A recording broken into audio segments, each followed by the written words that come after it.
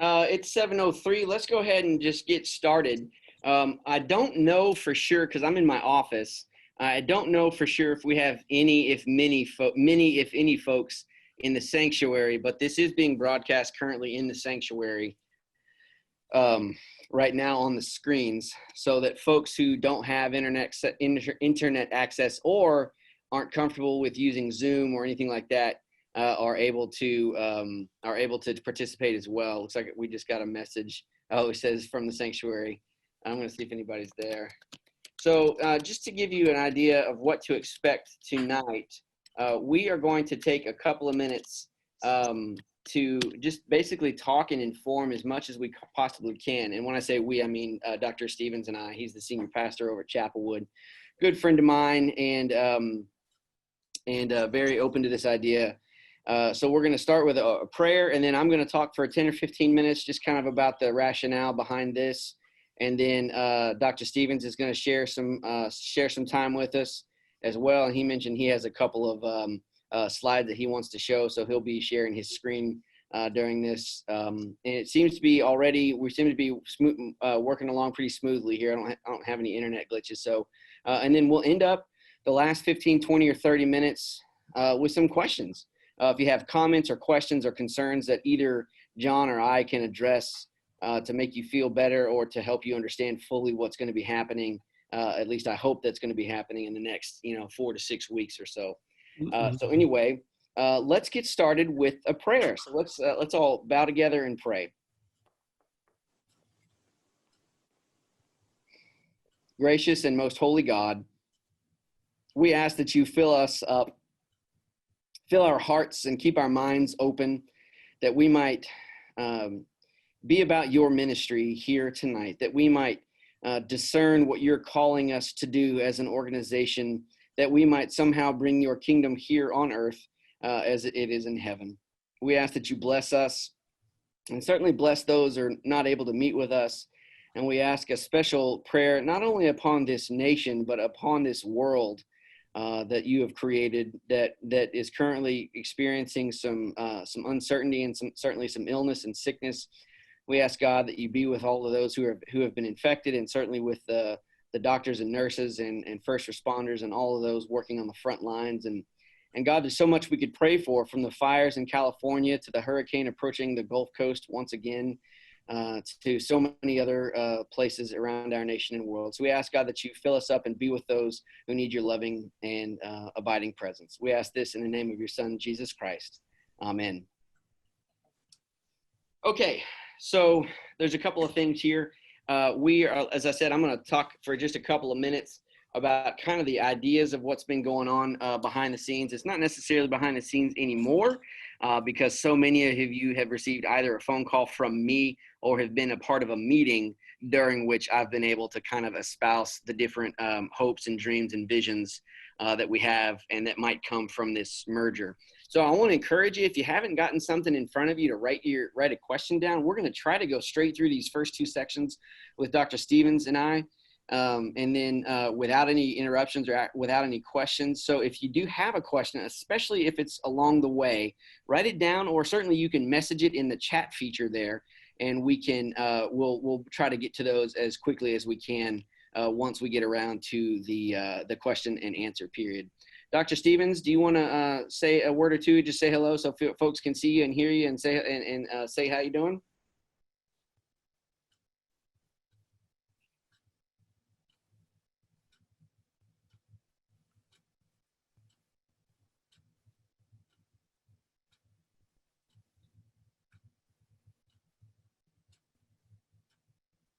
Are not able to hear us? I mean, we're not able to hear you yet. Can you hear me now? Go. Yeah, now we got you. I'm trying to figure out if I'm on computer or phone. I'm all zoomed out. Can you hear me? Yeah, we can hear you. I'm really, I'm sick and tired of Zoom, but not with you. Not with you. So what did you ask me to say? I'm sorry. I was trying to get all my stuff. Nothing necessarily. Nothing specific. I just wanted folks to be able to see you and say hello to you. I did wear my Houston Astros shirt just for Collin. Yeah, you're a good man. I almost wore my Astros hat backwards just for you, but I did. Grace, folks, you're going to be glad that I put on a shirt. I'm You did. I'm all collared up. You know, it looked nice. Okay, let's thank you, John. Good to hear from you. Let's take a couple of minutes now to let me just kind of spell out for you exactly what's going on and what we hope and that can come from all of this.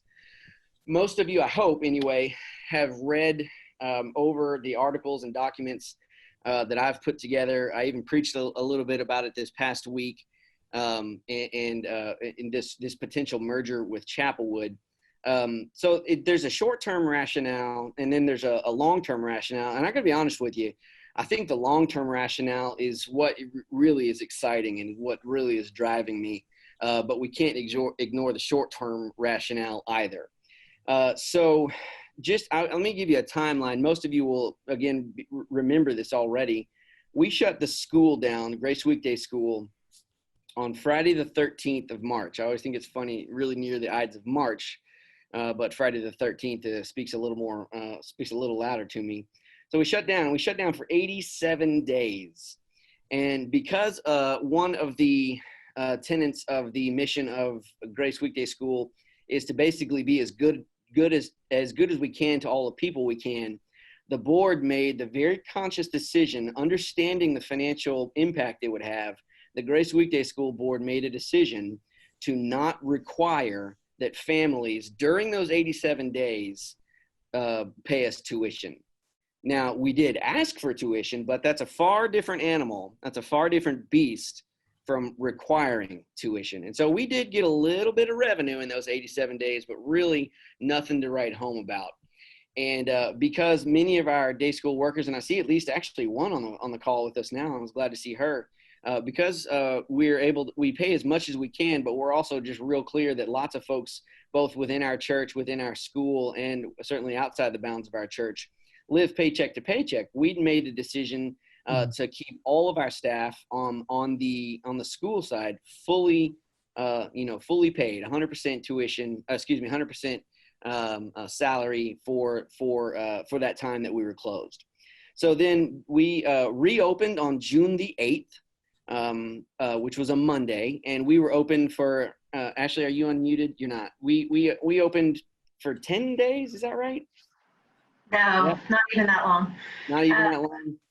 I think we were open for about a week, and then we had to shut down because there was an active COVID case on campus, and we closed down for not even a full week. We closed. We found out about it on a Tuesday.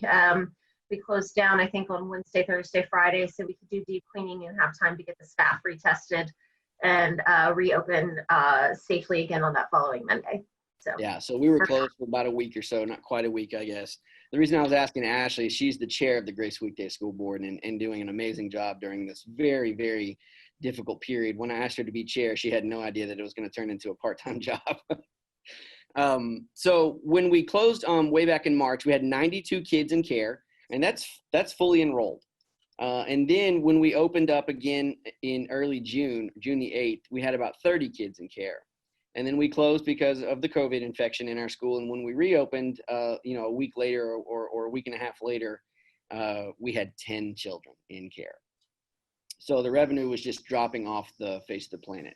The reason now, by the way, we're open up again, and we've been open for a couple of months now. Things are going really well. We're back up to about 65 kids in care.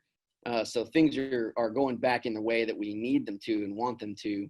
But the reason I start all of this discussion, especially when I was talking about the short-term rationale, is because we being Grace United Methodist Church, have built budgets for about the past 4 years based on a business model that was heavily dependent on revenue sharing from Grace Weekday School. They were very generous with us. One of the other tenets of their mission statement is to financially undergird the ministries of our church. And so they would always give us as much money as they possibly could while still making sure that all their I's were dotted and T's were crossed. And those dollars ended up being on an annual basis that they budgeted for on the Grace Weekday School budget and the Grace United Methodist Church budget. They were sharing about $145,000 with us per year. Now, when you consider the fact that our budget is about $420,000, you can see that that's a substantial segment of our expected revenue. So they're just simply not able to share right now. It just would not be good for the school to share any revenue. So that puts a financial burden on the church that is untenable, that is unsustainable.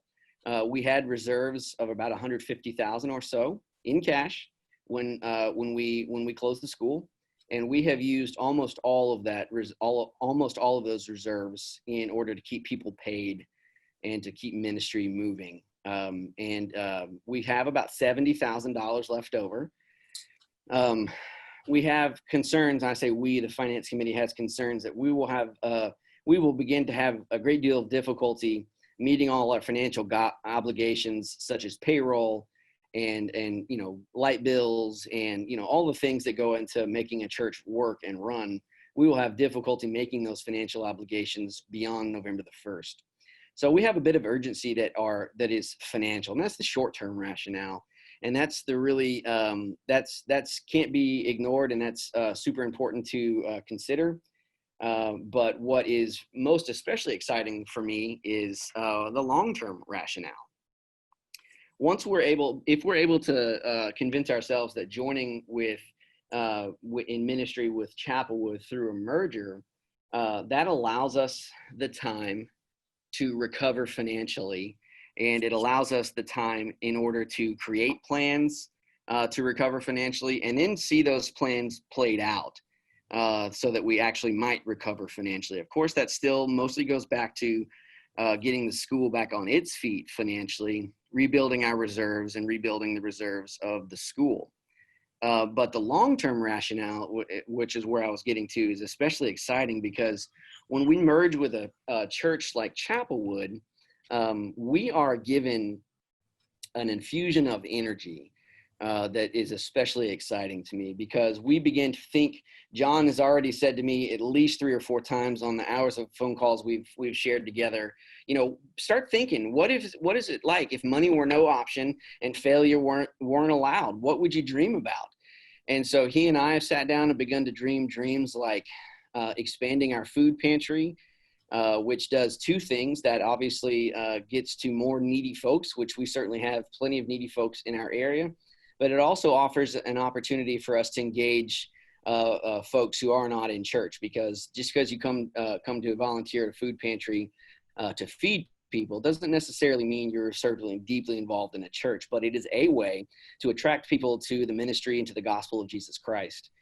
Feeding people is as basic as ministry gets, I'll be honest with you, and I get really excited about that.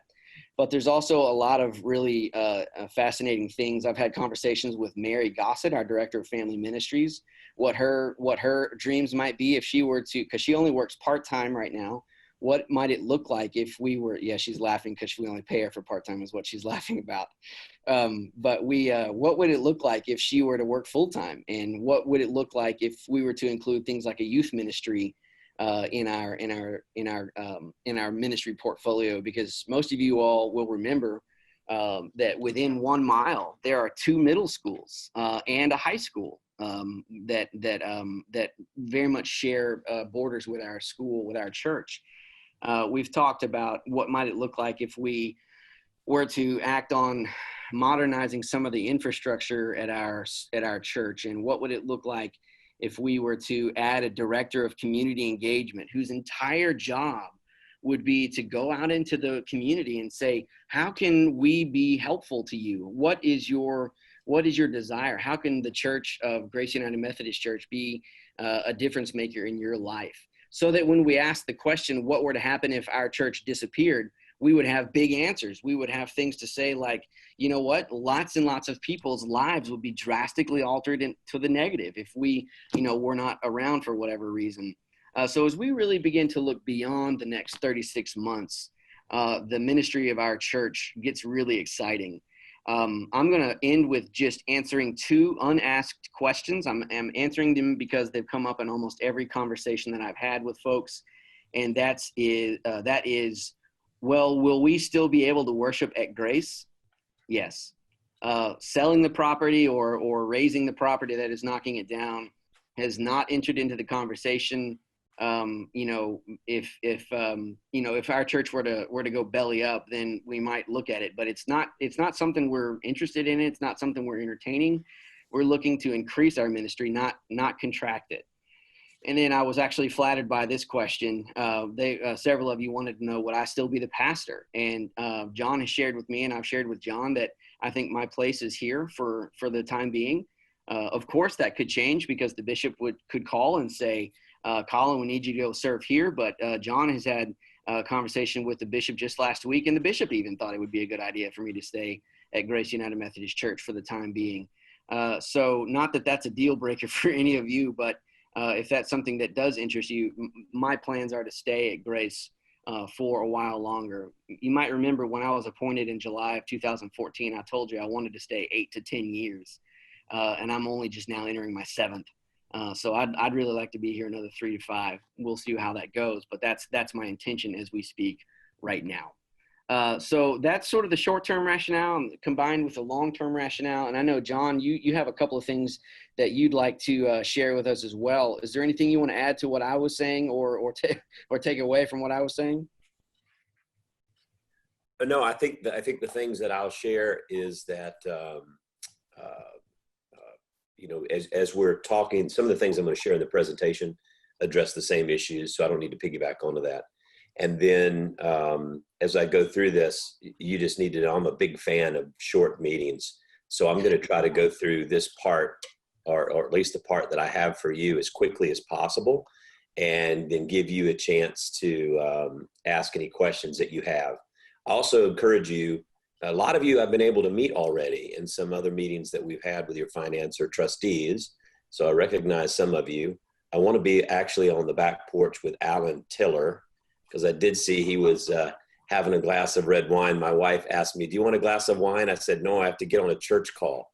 So I have to wait till it's over, Alan. But and I also know I got a text message today from Bob Luton, who is one of our pastors on staff at Chapelwood and is at Fairhaven. And I think I see Bill Young. Bill, you and Bob had a conversation, I know. He said a very wonderful conversation. And that's really good. I'm glad that happened, because Bob Luton and the Fairhaven congregation was exactly the same situation, or a similar type of situation that we're looking at doing here with the two of us, with Chapelwood and Grace. We've already been through this. So do I have the ability to share my screen, Collin? Do you know? I can try.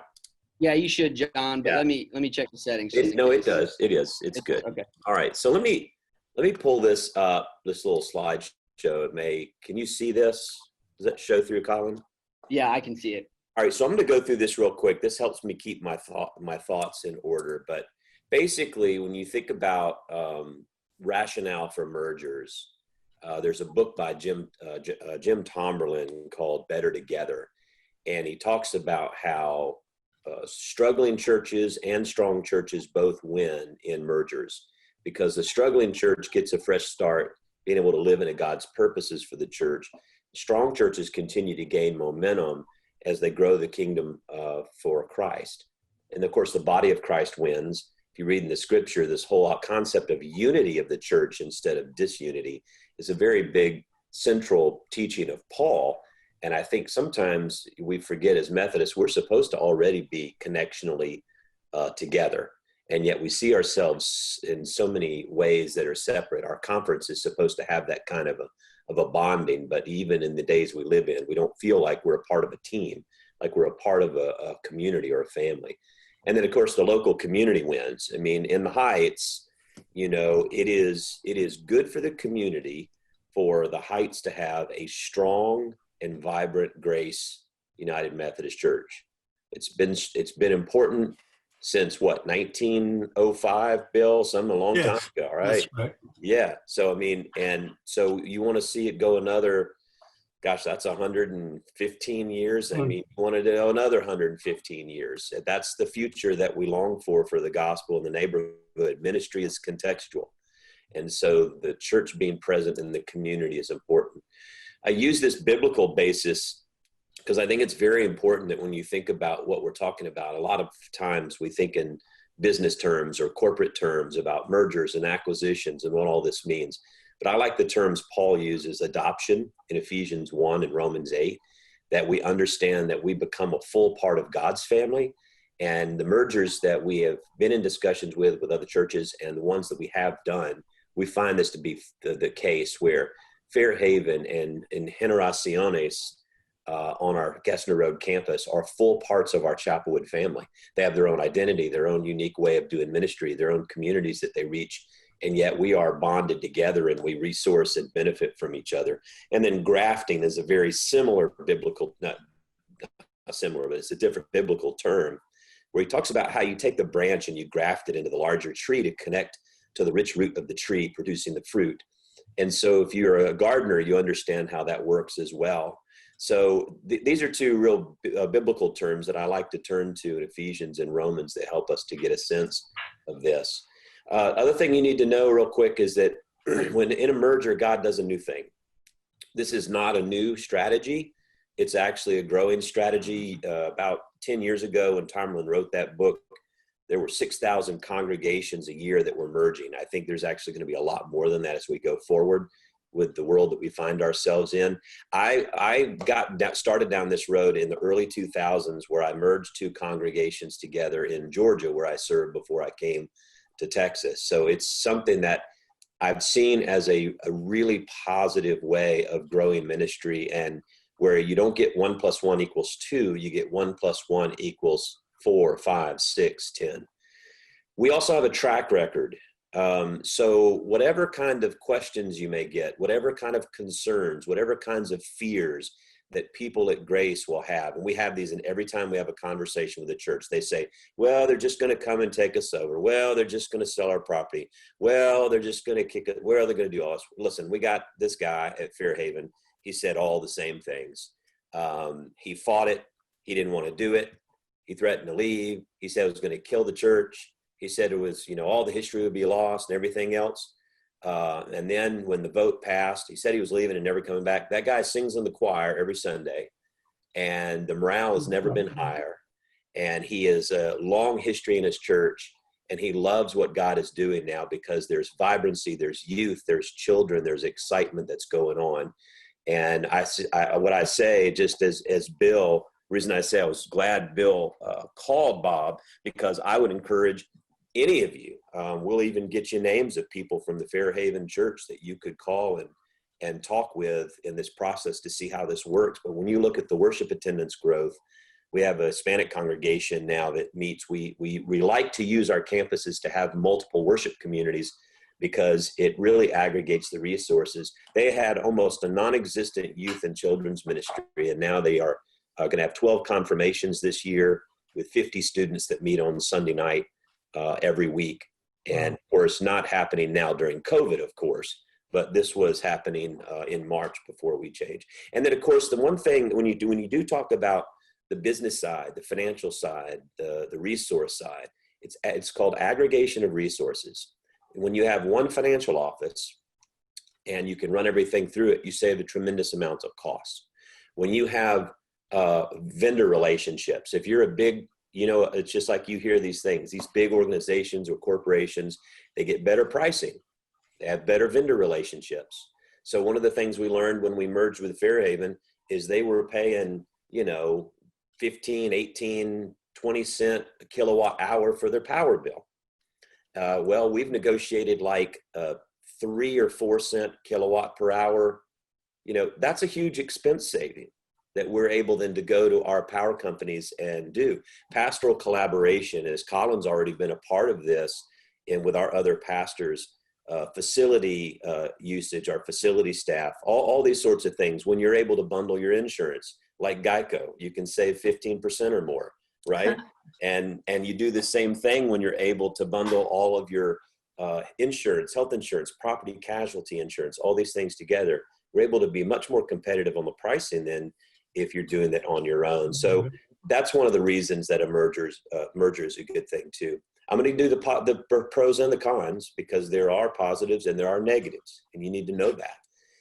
The first positive is it's about mission and community. And again, I really believe that Grace is positioned well for success in a vibrant community, which is the Heights, My daughter is getting married in April. She's engaged to a young man, and they live in a house in the Heights right off Prince. I think it's Prince Street or something right near the HEB.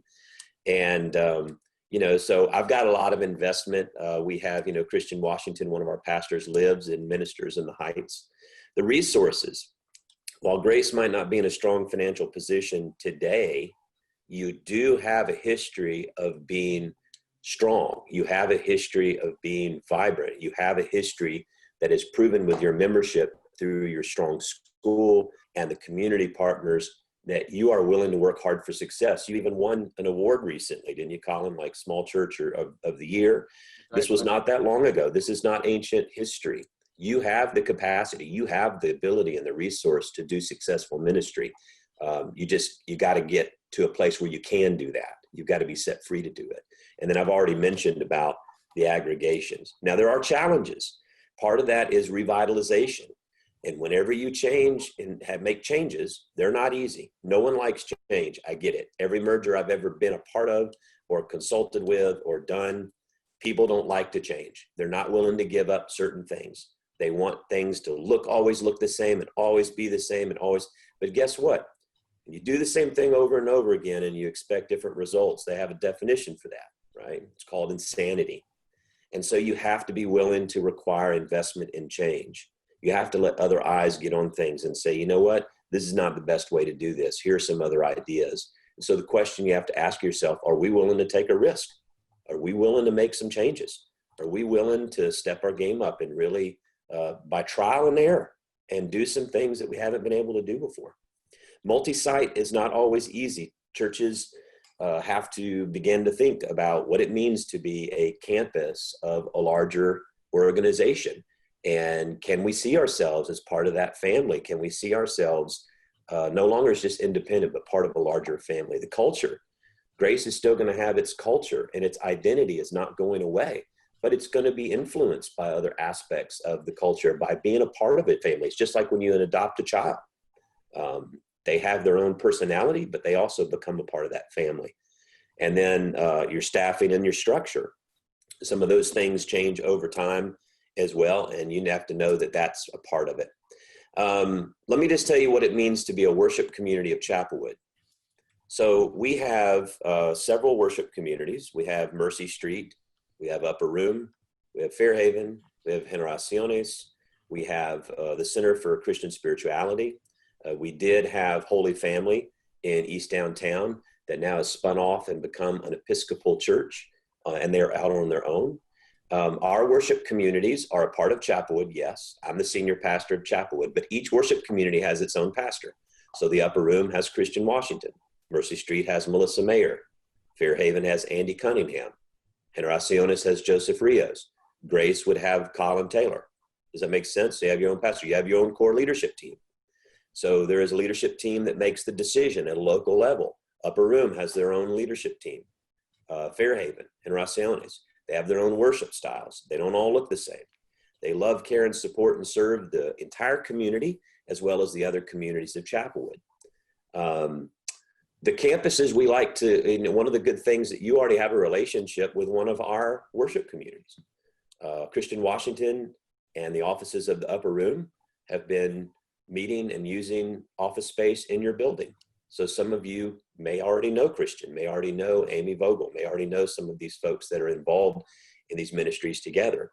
And then finally, we work together with Chapelwood and our staff. We set goals together, we measure outcomes together, we have cost to serve models, and we have goals that we set, we refine, and we adjust as we go along. And we get the support that we need from each other. Now, I got a couple of questions I'm going to preempt, and then I'll answer that are any on the chat, and then Collin will open it up for anyone else that has any other questions of things that I haven't addressed, or that one thing I've learned, things that I have to clarify because I'm not always that clear sometimes. That's not good for a preacher, I don't think. Will we keep our pastor and staff? Collin's already answered that, and I've already answered that. I've already talked with Bishop Scott Jones. I feel, Bishop Jones feels, that it's very important to have continuity, not only in the pandemic that we face, but in the denominational struggles that we face, and with going through a merger. Now, I can't make Collin do anything, but if Collin is willing, that's the direction that we work in. And I would like to see him stay and be a part of this collaboration for a long time. Will we still be able to worship Grace? He's already answered that. Yes, Grace would be a worship community of Chapelwood, would continue in its ministry and worship in the community just as you are. What it looks like today, well, what it looked like before March the 13th is what it would look like as we go forward, with the caveat that we are looking to revitalize, to challenge, to grow, to change, to risk, and to do some things. Will Chapelwood sell the property? No, we don't merge to sell property. We merge to engage in successful ministry. The same fears were there with Fairhaven. Everybody said they just want our property. They want to sell our property. And I don't mean this to sound arrogant or smug, but Chapelwood doesn't need your property. We don't need your property. We don't need the money. And I hate to say it, and it sounds pompous and it's horrible, but we're about the kingdom. We're about growing the kingdom of God, and we're about doing it in a unique way that hasn't been done before. So instead of going and just buying property like a Second Baptist and typing in the preacher and everything looks the same and everything is a cookie cutter box, I like the idea of contextual ministry that meets in the community, that knows the community, that's people in the community, and that speaks to and lives and works in the community in that unique way.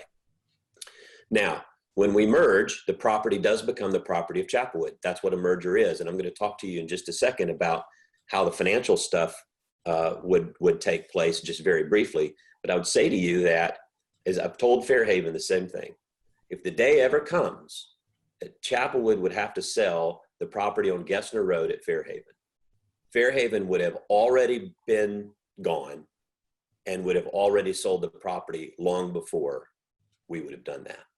And I would say the same to Grace. If the day ever comes, I don't expect that it will. I don't want it to come. I don't look for that to come. That's not our plan as we go forward. If that day were to ever come, it would have already happened. You have already made that decision by then, if that's the case. The other ones is Grace closing. No, Grace doesn't close. The merger is a move to keep Grace open and effective in ministry. People often ask about financially, the donations. When people give money to Grace in the offering plate, when they give money to the church, does it go to Chapelwood? No, it doesn't go to Chapelwood. We have one central financial office, but we keep very detailed accounting records.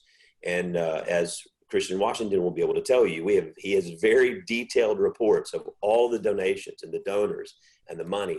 The money that's given to each and every campus and worship community is designated and goes to that worship community and that campus. It doesn't go, we don't spread it around to a different campus or go somewhere else or anything like that. So the money that's designated for the community, the money that's given for that church in that place and that location goes there. Actually, the opposite is what happens, as you'll hear, is that there's actually the money that's being given on our main campus actually is being funneled into our other worship communities. So the opposite is true. So we have an investment, for example, in Upper Room, Mercy Street, and Generaciones and Fairhaven at the current points. Some of these are looking to become financially independent and sustainable very soon, and others are always going to have some investment. Now, real quick, I want to just show you one, if I can pull this up, if this shows. Is this still showing up, Collin? Yeah, I still see it. It looks like like you've closed the program. Yeah, so is it large enough where you can see it? Yes. So this is some work that Collin has done with our CFO, Bob Lindsay.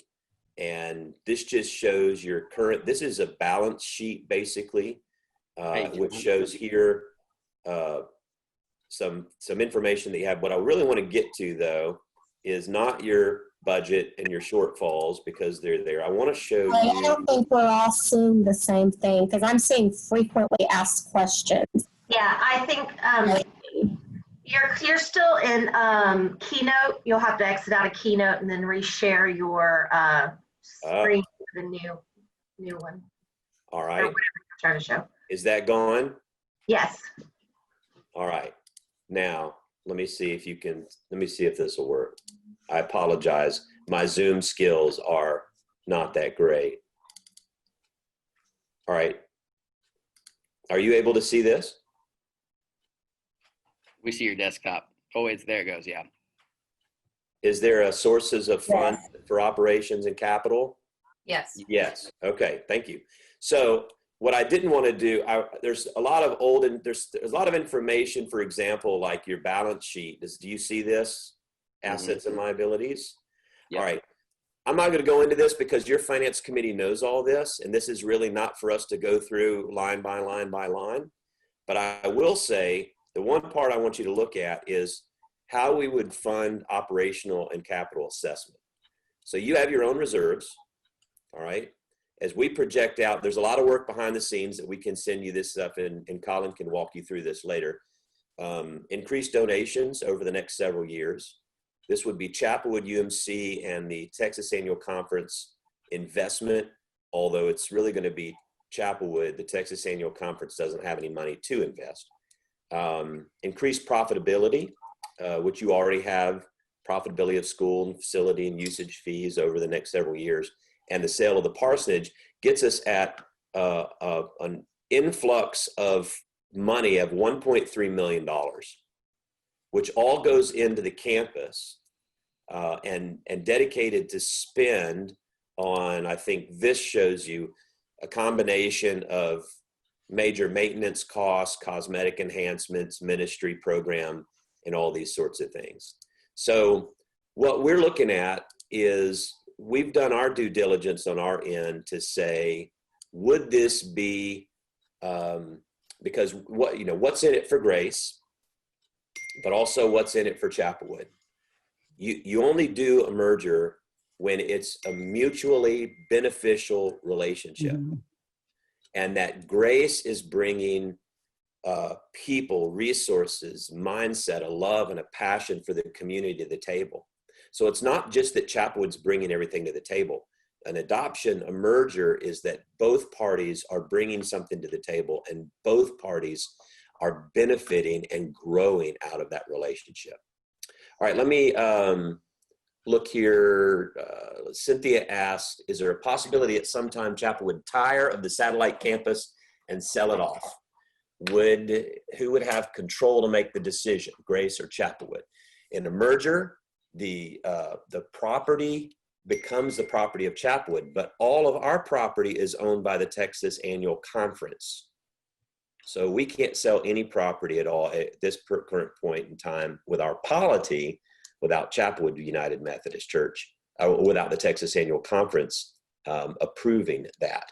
But as I've already said, if the day were to ever come that we sell the property, it would have already been sold. Grace would not be viable at that point. That's the only, that becomes the fallback. So the property becomes the resource by which we're able to secure the investment to put into the property. Does that make sense? It's just like when you take out a home equity line of credit on your house. You have to have the property as the ability to say, you know, we could pay this back if things ever go belly up. Could the CARE Act have helped with salaries? I don't know that would be a Collin question. Do they have complete control? Nobody has complete control. It's a global pandemic. None of us have complete control of everybody. No, our worship communities, I don't know what you mean by complete control, but there is a local core committee. We have one finance committee at Chapelwood. We have one trustees committee. We have one staff parish committee, and we have representatives from our different worship communities that serve on those committees, but those committees no longer exist in the worship community. There's only Chapelwood and its worship communities. But Grace has its own local leadership that determines the mission and the ministry. The great thing about this is that the church now, the worship community, is freed up not to have to worry about the financial, personnel, trustee issues. They can spend all their time and energy and resource on the mission and the ministry in front of them. And if you think about all the time that you spend when you're trying to deal with the financial issues and the facility issues, that's time taken away from the ability to do mission and ministry. What happens if we don't recover financially? I would need clarification on what that, where does Chapelwood stand on the side of the possible split of the Methodist Church? Chapelwood, well, at least my intent is that we would remain in the United Methodist Church in a split, which means we would not join a new traditionalist WCA or some type of a denomination, but we would remain in the United Methodist Church, and our worship communities would have the freedom, each one, to determine how they would engage in ministry on each community. So it would be very much what the United Methodist Church was trying to present with the one church option to give local control. We would do that at Chapelwood with our communities. When I see the term parsonage, I think of Collin's home versus the church property. When you say sale of parsonage, do you mean the church property? No. There's grace where the church is, and there's a parsonage. The parsonage is the house that Collin lives in. The plan would be, in our structured proposal, is we would sell the parsonage, the house that Collin lives in, and make him live in the street. No, it's not. That's a joke. We would actually put him on a housing allowance and allow him to buy his own house or whatever he decides to do. All of our pastors are on housing allowances. That way he has the ability to build equity in a home. We don't have any more maintenance or upkeep costs on a parsonage. And you have a value, a parsonage, you have a valued property that you now can reinvest into your campus and into this mission and ministry that we're talking about doing. So I think I addressed at least the ones that I can on the side, Collin. Yeah, I think that was really good, John. I'm open to questions or that you have or anyone else has. Yeah, I would say just because there's, I know we have 31 different accounts logged in, so that's probably, closer to 45 or 50 folks. If you do have a question, just go ahead and type it in there, and then, or you can raise your hand. There's a raise your hand feature, and then I'll be able to call on you, or just simply say, okay, I see, for example, Dan asked a question about the parsonage. Dan, go ahead and pose that question again, or something like that, just so we're not talking over each other. So let's take a couple of minutes, 15, 20 minutes here to ask some more questions of John and or of myself.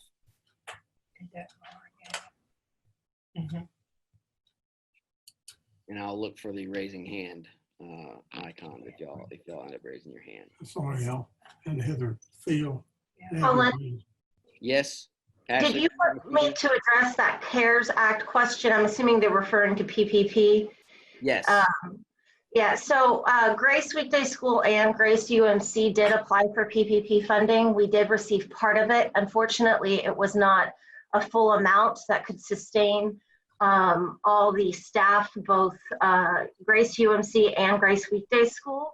But we did receive some of it and we did apply for it. However, it wasn't the full capacity of what we had asked for that would sustain us for the 8 weeks that we were closed. And Cynthia, I see that you'd asked a question. Thank you, Ashley, by the way. Cynthia had asked a question, have the payroll taxes been paid? There's some liability we still are dealing with the IRS due to some unpaid payroll taxes back in like 2007, 8, 9, and 10. Dan, can you unmute and correct me if I'm wrong on those dates, or do you even remember? Yeah, those years are, I don't remember exactly the years, but I believe it was prior to you joining, Collin, that those became, that it wasn't proper record keeping or whatever was going on. It was just not, we couldn't provide enough evidence to support the fact that we met our payroll obligations. And they're saying that we owe about 30,000 plus in back payroll taxes. And we've engaged local counsel to work with us or to support us in finding a resolution with the IRS. So that's in process right now, but it's slow because of the pandemic. Unfortunately, the IRS is not fully functioning these days. Apparently, when they, I don't know. You can say there. Yeah, that's the story we've been given. Okay, thanks, Dan. I appreciate that. Sure. What other questions or comments do any of you have? I have a couple. When this comes down to, I know we're a little bit a ways away, but we're moving a little faster than I anticipated. Before this comes down to a vote overall church-wide, I assume you mentioned charge conference. Is that going to be done in person? Because I don't see it being fully possible for the entire church on Zoom. Yeah, so there's a subtle difference between a charge conference and a church conference. Our charge conference is scheduled like October 13th or something like that, and that will be done virtually. And that's not a decision that I made. That's a decision that our district superintendent, the Reverend Dr. Elijah Stanzel, has made.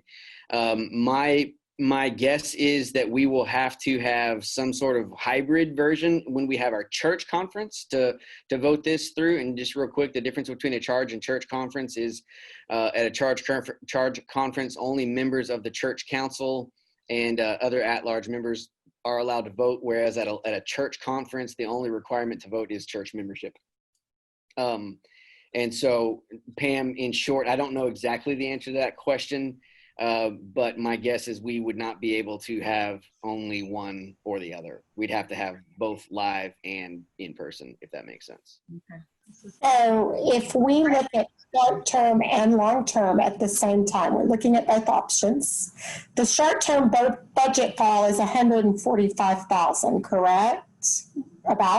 That's about what we estimate. The $30,000 liability from the taxes. No, we have decided, I say we, the finance committee has decided to keep in reserves $30,000. Even when we get to the end of it, we will still keep $30,000 in reserve for those payroll liability taxes. Okay, so I'm looking at the options here. We've got the short-term and the long-term option. Is it kind of possible to do a hybrid option on those two? That we cut as much as possible at this time, and that we try to get through this kind of lean time and hard time and come up with the $145,000. Now, I'm not sure any of us really knew exactly how much we needed or how much, so that what's our membership right now? I don't know, 300, 350, something like that. So if everybody could contribute a little bit, we could possibly meet that shortfall of the $145,000, try to grow back, try to get back on our feet after the pandemic, and then if not, then reassess the situation and look at the possibility of going with the long term. Yeah, Cynthia, that's certainly a possibility, but that's an awfully steep hill to climb, and I frankly would not have. I would not have entertained this option. But I want you to think, and I'm talking to you, Cynthia, but I'm also talking to everybody else as well. The finances are not something that we can ignore. We have to be real about them. That's definitely something important. But what I really want us to try to focus on are some of the bigger picture options, bigger picture ministry opportunities that come beyond just a couple $100,000 next year. And also, we're not looking at just one shortfall in 2020. We're looking at another substantial shortfall in 2021. And I'll be honest with you, I've said this to a number of people. I'm just frankly not willing to cut ministry.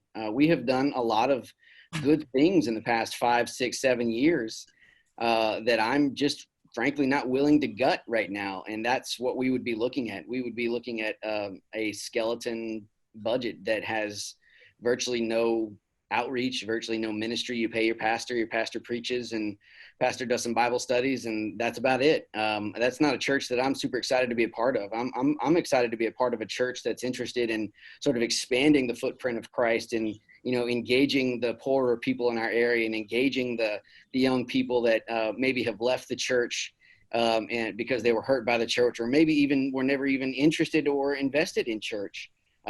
Really finding ways to reach those and to take a step backward to then try to gather the energy and frankly money to accomplish the Herculean effort it would take to come back to where we are now sets us back years and years. So certainly that is an option, Cynthia. but not one that I'm super, excited about. Well, I don't think anybody would be. It's a steep hill, but Yeah, it is. it's an option. I think it should be considered. Okay.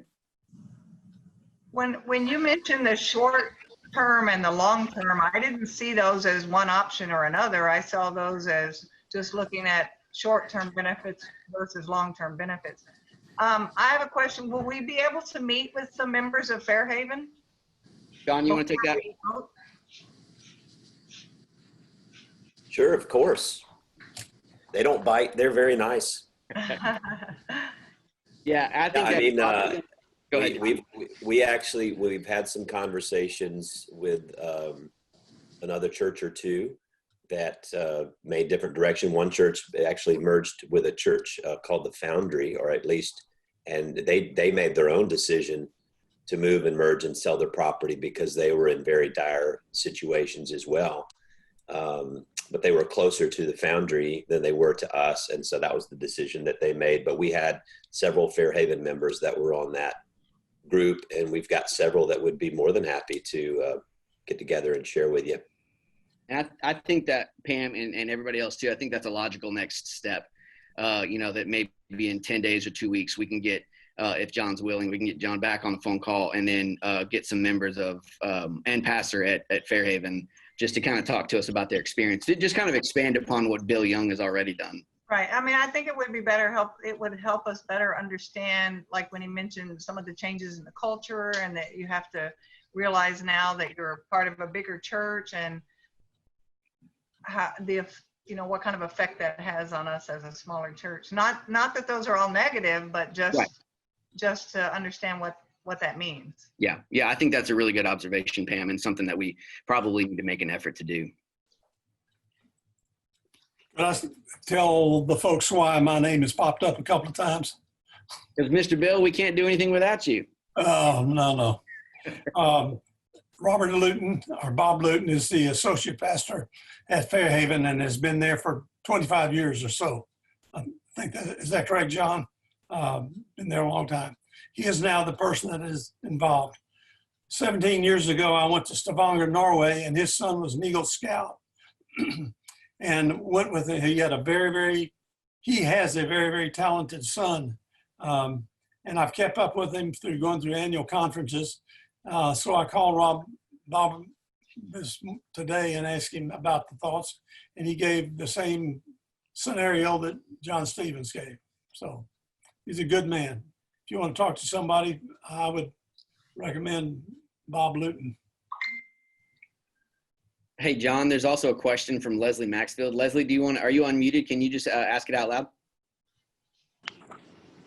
I just want to know that since there were options to speak to people and where mergers went well, has there ever been at a point where you had a merger that didn't go well?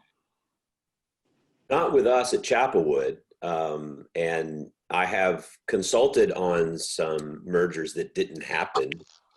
And I am aware of some mergers that happened in other states and other places that did not go well, but it goes back to those same challenges that when a church, if they do it for the wrong reasons, or if they do it and they're not really invested to make it work, to be a part of something new, because the thing about a merger is you keep your identity, but that identity also begins to grow and expand. So you don't lose your identity. One of the things I've learned. Not using that word. Well, I'm sorry. Who's speaking? Was somebody saying something? Okay, I guess not. Okay. So a sense of what I learned in organizational cultures and mergers is that if an organization, if a church feels like they're going to lose their identity, then they're not going to want to do it. And that's why the model that we've used is very much about the legacy of the existing congregation. Now, organizationally and structurally, there are a lot of things that change, but the identity of the congregation remains the same. And that was what was so positive at Fairhaven for some of the ones that were very negative at the beginning, and all the fear mongering and all of the fears and all the bad things Chapelwood would do because they were afraid they would lose their identity. And that's been reaffirmed that they haven't, that they still, as a matter of fact, now their food pantry, which is one of the oldest in Houston, is now a USDA emergency management site. And, tomorrow night at our board of stewards, I'm going to announce, we've fed 40,000 families. They used to feed about 200 families a month in their food pantry. And since March the 24th, they've fed almost 40,000 families, 170,000 individuals, 9,000 volunteer hours. Fairhaven, that had this little food pantry that was volunteer run and based, and because of where they were, because they had that, because of the DNA and their passion that had always been a part of who they were, that door now has been open. They're going to be on, I think NBC News came down to talk about the Hispanic community in Spring Branch and the role that Fairhaven is playing. And that's what Fairhaven was designed to be and to do, and they're doing it. And they're able to do it now because, they're still around and they're still Fairhaven. And that's a beautiful thing to me. I want to just kind of build on that a little bit too, John. Some of our members came out of a church called Shepherd Drive Church, and Shepherd Drive merged with Memorial Drive when I was there.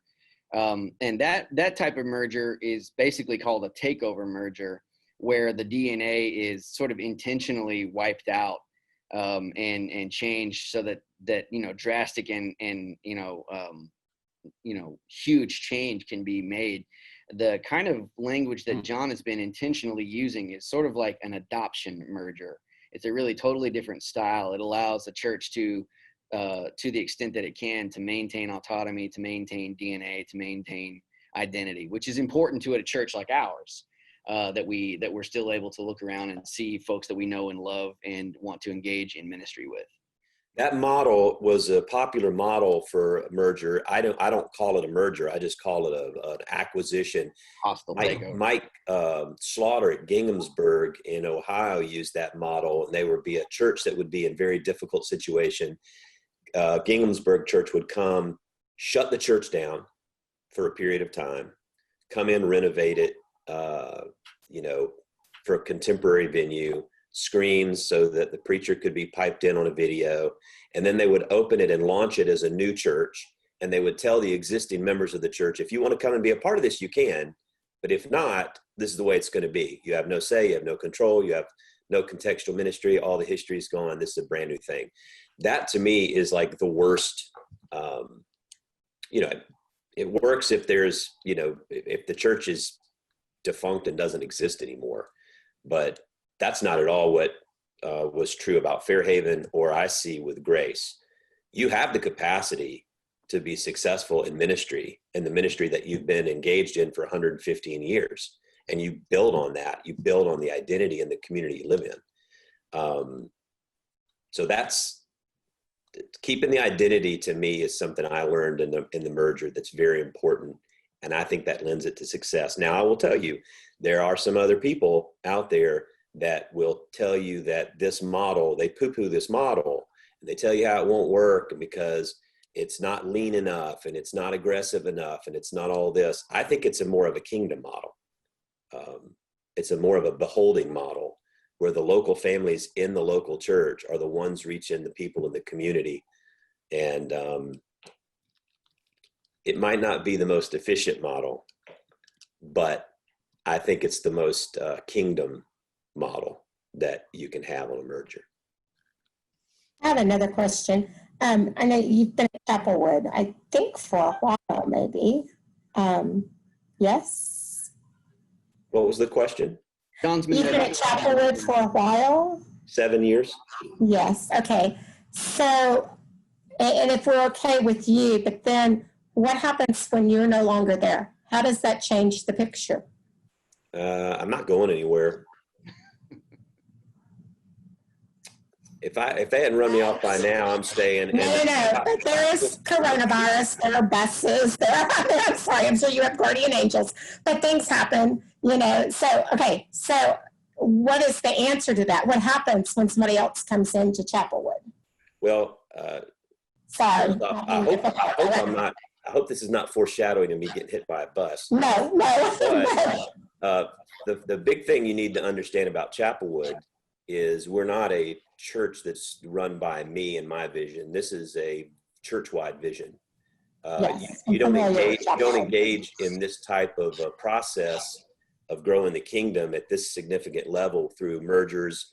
And, like we even had a merger with Generaciones. We merged our existing branch community, which was Esperanza, with the Generaciones with Joseph Rios. So we've actually done several mergers on our campus. So, in our church, this is a church-wide vision. This is church leadership vision. It's not dependent upon me being here or not. It would stay the same vision. Yeah, and I want to put that a different way. When Jim Jackson, John's predecessor, retired, Chapelwood began to go out and look for a church pastor that would think like them, and they found John. And John is very much about doing ministry in new ways and engaging communities in new ways. Well, and one other thing I'll add to that, Mercy Street, our philosophy of worship communities predates me by a long time. Mercy Street was started 22 years ago. The Upper Room actually began 3 years before I arrived. The Center for Christian Spirituality began 17 years ago. So Chapelwood's mentality and model of worship community predates me by a long time. And I just bring some unique experiences of the mergers that I've been in to be able to introduce that as a way of growing the kingdom with a church that has a passion for thinking about doing ministry in this unique way. And then we're about 5 past right now, so I don't want to push us too much longer, but I thought Alan Tiller brought up a really good question. Most of y'all know Alan he's an almost every Sunday guy, he and Stormy now. He says, could there be a trial period after which the merger could be undone at the choice of grace? John, I want you to correct me if I'm wrong. There is some precedent for that. They have had their congregation in Edo choose to become part of a new denomination, but frankly, that's not the idea here. The idea is that we merge for good, because the pros far outweigh the cons. But that so the only issue with that is not opposed to doing a trial period, but the need here is for the infusion of support from Chapelwood. I have a finance committee too that asks me questions. I have a board of trustees that asks me questions. And what they're not going to do is write me a blank check to come begin to do this work in ministry at Grace without some kind of protection. And that protection is that you are invested in this, that we're going to go down this road together. Does that make sense? So, we can try if you want, but the financial resources are not going to be there until we have a relationship together of adoption, to where we know that we're investing in something that we're going to have a long-term relationship with. It's not just going to be a dating relationship.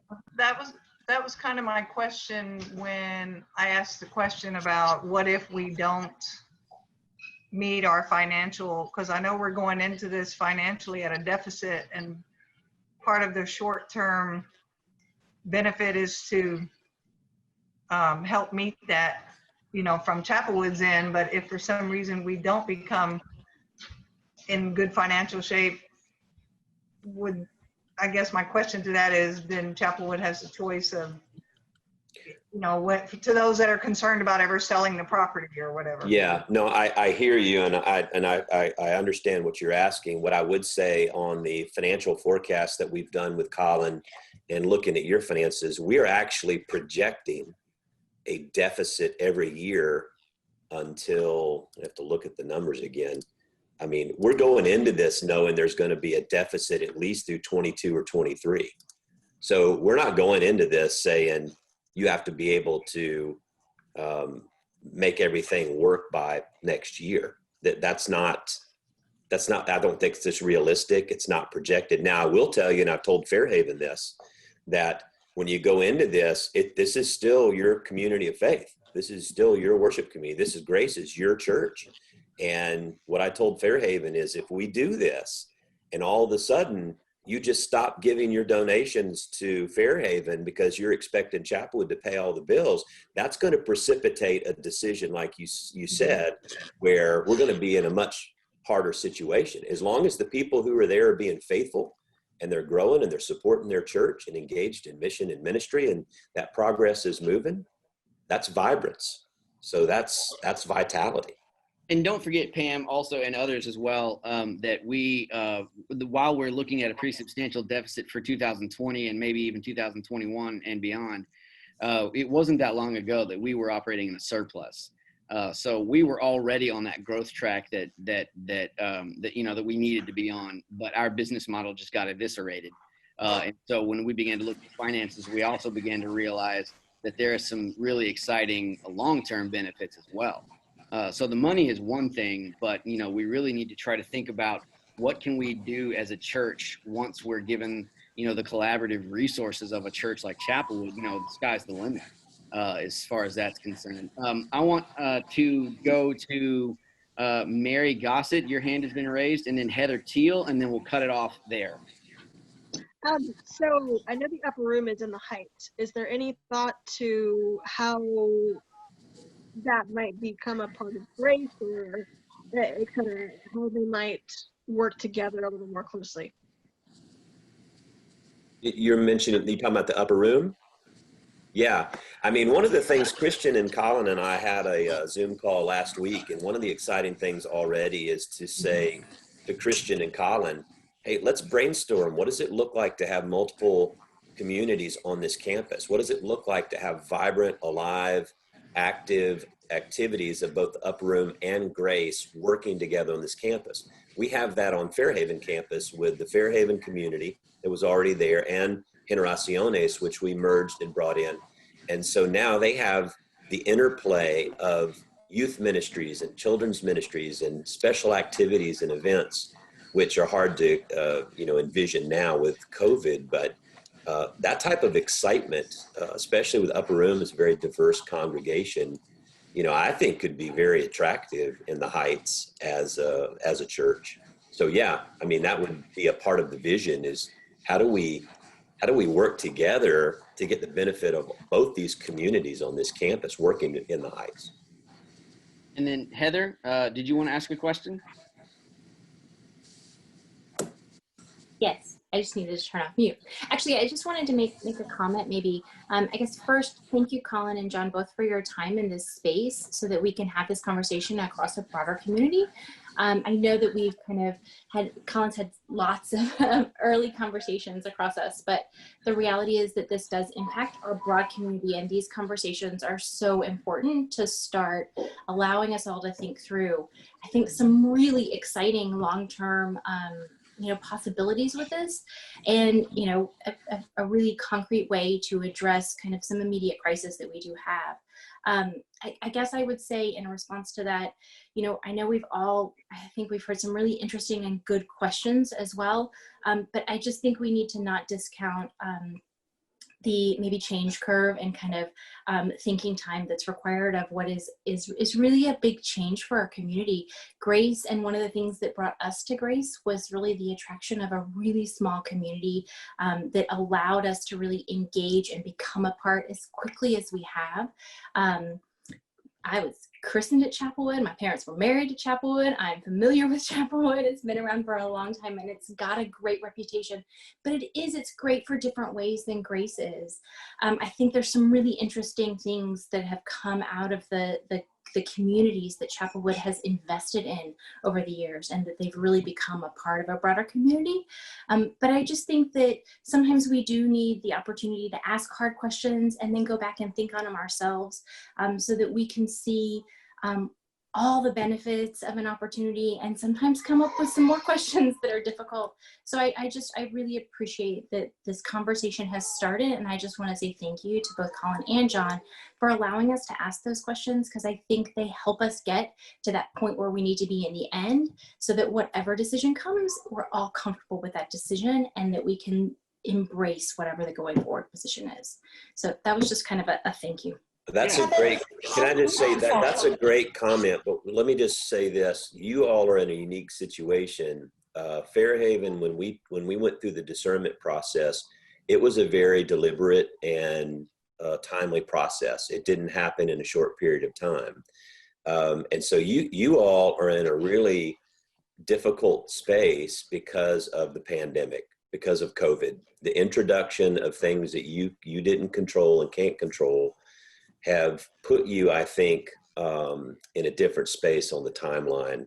And as I told Collin that in the first conversations we got together, and we're having a meeting and I'm meeting with the finance committee. I said, well, usually I like to start with a broader group and let's just talk about the big vision of what this is about and start kind of moving from 30,000 feet and then get into the details. That's the way I prefer to do it, because as you say, Heather, when you feel uncertainty or there's a threat around identity, that's a hard thing to do. And you're exactly right on change management. That survival anxiety is very high for you all right now. There's the fear of survival, but also the fear that you're not going to be able to accomplish your goals and your vision that you have as a church. But there's also what's called learning anxiety. And the learning anxiety is being able to envision yourself in this new relationship as a worship community of Chapelwood. And those two levers have to be worked together to create some kind of psychological safety for everybody. But, and that's, as a change management guy, I like to be able to spend some time working on those knobs to make sure that we're helping reduce the learning anxiety, but the survival anxiety is still going to be there to balance that out. And so I'm praying for you all, because Heather is I agree with you 100%. That's my way of thinking about going through it. And I think in a very healthy way. It's just unfortunate for you all because of the timeline, the finances, and the pandemic.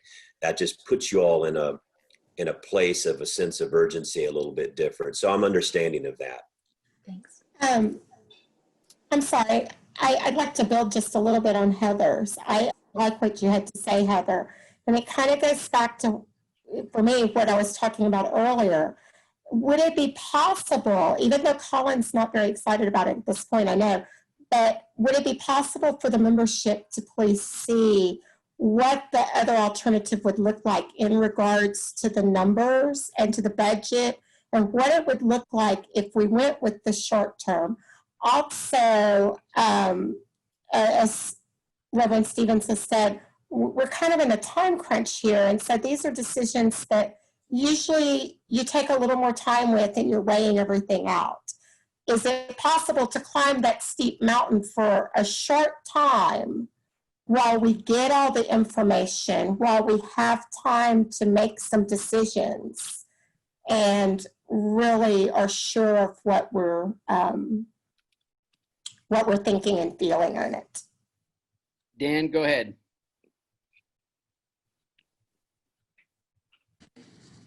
Hi, Cynthia. My name is Dan Carr. I am for I think 2 years now, I've been a member of the Finance Committee, and I think Martha is as well here.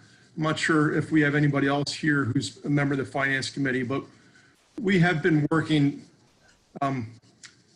painstakingly on this issue of the church's finances for at least monthly, if not more than monthly, on working through these issues. I'm not the chair. The chair is not here. The chair and Robin, she does a fantastic job together with Chris, the vice chair, and they just do a phenomenal job at crunching the numbers. She's a CPA. She is really fantastic at what she is doing. And we have been looking at where we're at, and I think that her forecast for where the church will be at by the end of the year is going to be, it's going to be next to nothing left at the end of the year, based on current forecasts. So it's, I think that, and that's just at the end of this year, and that's also, so we're not, as Collin talked about, the start was where we're going to be at, and next year too is going to be even more challenging for us when we're starting the year off with next to nothing, a deficit. So if Martha, you want to add something further to that? What I'd like to say, thanks, Dan, so much. Cynthia, we've been working on this for all year. And then, of course, the pandemic hit and it really became home. It became more than just a workload. It became a crisis at that point in time. And I guess during all of this, all we're talking about is finances and finances. And we've gotten away from talking about the ministry of the church and what we can be doing in the Heights and what we can be doing to work with children. And if we don't get something done and resolve that issue, that's exactly what we're going to be doing all next year. But unfortunately, I don't even think the church can function next year if we do not make a decision. That's where we are. And so I think going through this, yes, it's a lot to absorb tonight and it's a lot to think about. But think about the impact we could have in our community by working through this, keeping our identity. And I think all of us together can keep that and maintain that. But we have to become a ministry to the community. And we can't do that under these conditions. There's no impact that we have. Yes, I just wondered though, if it's not possible for the membership to see some of the numbers. Well, I think that's fine. I'm sure Collin could let you see them. I mean, I don't have a problem with that. No, not at all. Not at all. Yeah. Transparency is always better than opacity. Collin, would you still reside in the Heights area, do you think? That's a really good question. I don't know. Because I think that connection to the church is kind of important, but yeah. Yeah, I don't know. That's I would love to be able to afford to live in this area. So you'd have to ask John how much he's going to pay me. Well, I know a good real estate agent. Okay. Yeah, I bet you do. I bet you do. Okay. I really appreciate all of the input. I certainly appreciate John's time, and I certainly appreciate all of your time. And know that this is not the end of this. We do have a little bit of urgency, as John and others have made mention of, both Dan and Martha too. That we need to make a decision here pretty quick. But so we're going to be moving forward quickly, but we're also going to be moving forward in a way that allows you to ask questions and, as Heather put it, ask the hard questions. And I think some pretty good questions were asked tonight. So keep them coming. Don't hesitate to call me. You all have my email. You all have my cell phone. One quick. I'm sorry, just one quick question. Go right ahead. I'm going to take a second to put my email, my cell phone into there. Go ahead, Pam. I'm sorry. I just have one quick question. Is Chapelwood meeting in person yet? We're back this Sunday, the 20th. Yes. Just curious. Good. All right. Thanks. All right. I'm putting my cell phone number in the chat. I think most of you have it anyway. Be sure to call me if you have questions. And then we're going to be moving forward pretty quickly. We'll just continue to be having conversations as we can. John, can I put you on the spot and maybe ask for you to close us in prayer as we close this first really major conversation? You know, the one thing I want to say as a preacher is no. But you can't. Every time you get asked to say the blessing, I just want to look at him and go, no, you do. No. No, I do want to say thank you all so much. I've been through this on both sides. When I was a pastor at a church, I was appointed in 1998 to a church of 35 people that was in financial desperation.